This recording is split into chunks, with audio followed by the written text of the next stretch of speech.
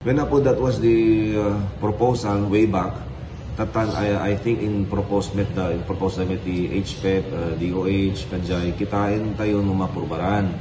Ngem no adda, better. Ngem good. Ngem no awan mabalin total adamit RHU tayo 1, 2, 3. Kaya adamit it LCGH tayo ngayon iti south of the river. So tipimean tayo while waiting for that nga awan, isong in-increase tayo amin nga agas ti RHU.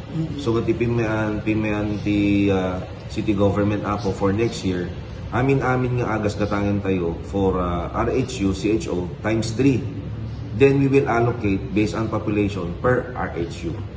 Kasi ada complain nga JRHU 3, syempre south of the river, so that kadwan, ngem di agas da equally distributed by aming nga RHU.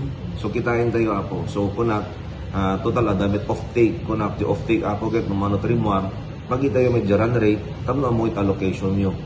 So kitain dan to apo. So ada dun to dyan.